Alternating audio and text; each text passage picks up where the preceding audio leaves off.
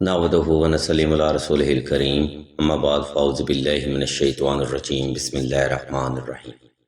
السلام علیکم ناظرین، ایس کے بی روحانی پروگرام میں میں ہوں آپ کا ہوسٹ ناظرین محترم، آج کی ویڈیو میں ہم آپ کو 16 رمضان کا وظیفہ سورہ اخلاص کے بارے میں بتائیں گے، اور مزید ہم آپ کو یہ بھی بتائیں گے کہ اس قرآنی وظیفہ سے آپ کون کون سے روحانی فوائد و فضائل حاصل کر سکتے ہیں۔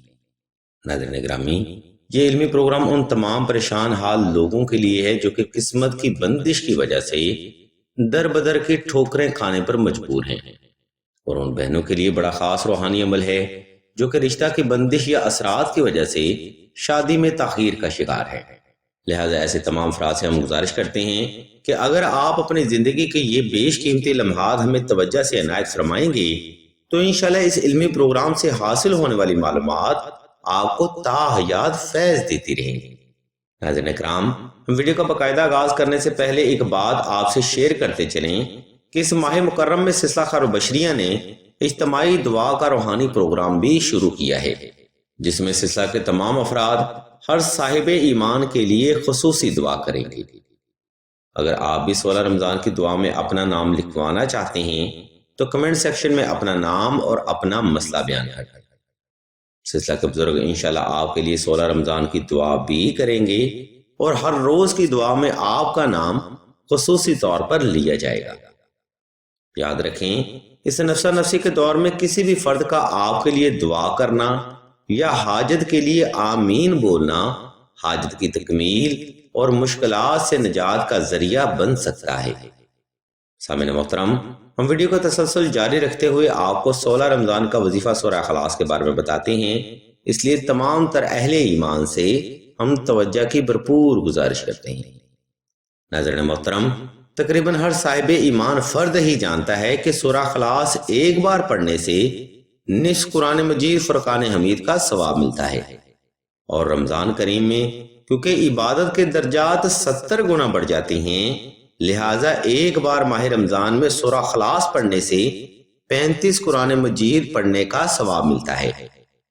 پھر بھی حیرت والی بات یہ ہے کہ لوگ ماہ رمضان میں سورہ اخلاص پڑھنے کا معمول نہیں بناتے، جبکہ ہر صاحب ایمان فرد کو پتہ ہے کہ ماہ رمضان کی نسبت اللہ تبارک و تعالیٰ کی ذات مبارکہ سے ہے، اور سورہ اخلاص میں اللہ کی وحدانیت اور اللہ کے یکتا ہونے کی شہادت ملتی ہے۔ سامعین محترم، طریق گواہ ہے اس چیز کی کہ جو لوگ سورہ اخلاص کی کثرت کرتے ہیں وہ کبھی بھی دیار غیر پر در بدر کی ٹھوکریں نہیں کھاتے۔ خیر سامعین محترم، یہ وضاحت آپ کو موٹیویٹ کرنے کے لیے نہیں بیان کی جا رہی، بلکہ آپ کو شعور دینے کے لیے بیان کی جا رہی ہے، کیونکہ اکثر لوگ غیر اللہ سے مدد مانگنے پر مجبور ہو جاتے ہیں جب ان کو پریشانیوں سے نجات کا کوئی حل نہیں ملتا۔ اس مختصر وضاحت کو ہم یہاں پر تمام کرتے ہوئے آپ کو 16 رمضان کا وظیفہ سورہ اخلاص کے بارے میں بتاتے ہیں، اس لیے تمام تر سننے والے افراد سے توجہ کی بھرپور گزارش کی جاتی ہے۔ ناظرین محترم، سورہ اخلاص کے روحانی اور دنیاوی فوائد حاصل کرنے کے لیے آپ نے یہ عمل درجہ ذیل ترتیب پر کرنا ہے۔ مثال کے طور پر 16 رمضان کا وظیفہ کرنے کے لیے آپ نے سب سے پہلے 2 رکعت صلاۃ الحاجت نفل ادا کرنے ہیں۔ نمبر 2، 16 رمضان کا وظیفہ کرنے کے لیے سائل نے حسب استطاعت صدقہ بھی صاحب ضرورت کو لازمی تقسیم کرنا ہے۔ نمبر 3، 16 رمضان کا وظیفہ مکمل تنہائی میں کیا جائے تاکہ آپ کی توجہ اپنے مقصد سے غافل نہ ہونے پائے۔ نمبر 4، 16 رمضان کا وظیفہ کرنے کے لیے آپ نے خوب اہتمام کرنا ہے، یعنی صاف ستھرے کپڑے پہننے ہیں اور خوشبو بھی لازمی لگانی ہے۔ سامعین گرامی، یہ بنیادی محرکات ہیں جن پر عمل کرنا بے حد ضروری ہے۔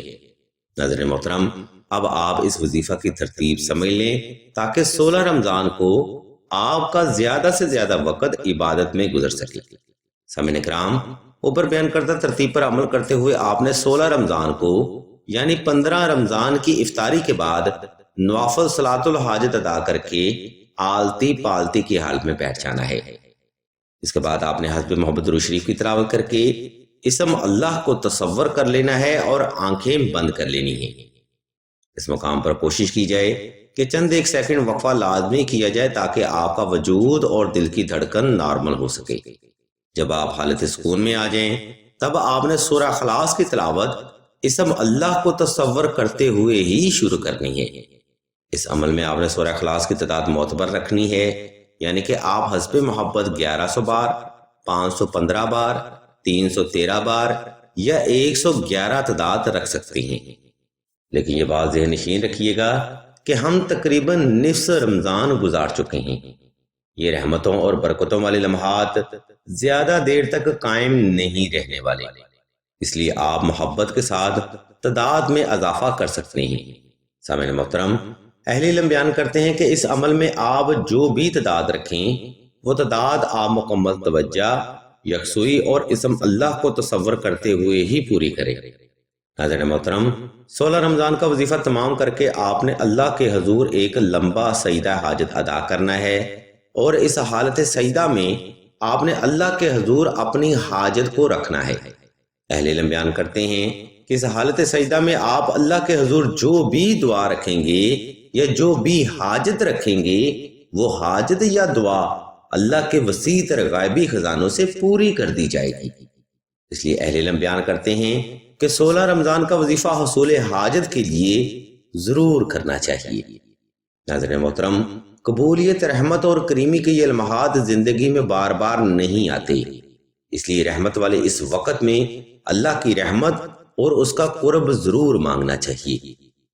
سلسلہ کے بزرگ فرماتے ہیں، جب کوئی فرد اسم اللہ کو تصور کرتے ہوئے سورہ اخلاص کی کثرت توجہ سے کرتا ہے تو در حقیقت اس وقت اس بندے کو اللہ کی بارگاہ میں حاضر کر دیا جاتا ہے، اور جب اللہ کا بندہ اللہ کی پاکی اور بزرگی اور حمد و ثنا بیان کرتے ہوئے اپنی حاجت اللہ کے حضور رکھتا ہے تو وہ حاجت جو اس وقت بندے کے دل میں ہوتی ہے وہ حاجت رد ہونے کا سوال ہی پیدا نہیں ہوتا۔ اہل علم بیان کرتے ہیں کہ 16 رمضان کا وظیفہ ان بہنوں کے لیے ایک مجرب ترین روحانی عمل ہے جو کہ سال ہا سال سے شادی کے انتظار میں بیٹھی ہوئی ہیں۔ ایسی بہنوں کو چاہیے کہ مکمل اہتمام کے ساتھ 16 رمضان کا وظیفہ اور 17 رمضان کا وظیفہ کریں۔ انشاءاللہ اللہ کے فضل و کرم سے رشتہ کی بندش سے نجات بھی ملے گی اور جلد ہی خوبصورت اور خوبصورت رشتہ اللہ کی رحمت سے حاصل ہوگا۔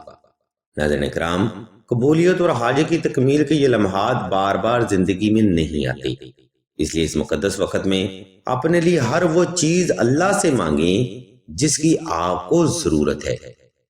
اللہ کی ذات کو بندے کا یہ عمل بے حد پسند عمل ہے، اور یاد رکھیں جو بھی فرد غیر اللہ سے مدد مانگتا ہے اس کی قسمت میں سوائے ناکامیوں اور ٹھوکروں کے سوا کچھ نہیں ہوتا۔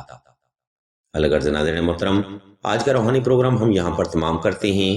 اس علمی پروگرام میں ہم نے آپ کو 16 رمضان کا وظیفہ اور 16 رمضان کے نوافل کے بارے میں مکمل معلومات فراہم کر دی ہے۔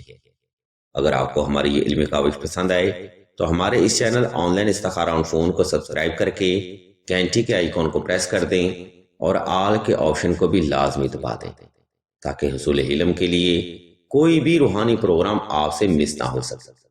ہم اللہ تبارک و تعالیٰ کے حضور دعا کرتے ہیں کہ تمام مسلمانوں کو اپنے حفظ و ایمان میں رکھیں اور تمام مسلمانوں کی تمام نیک اور جائز حاجات کو صدقہ محمد والے محمد کی نسبت سے جلد پورا فرمائیں۔ آمین ثم آمین یا رب العالمین۔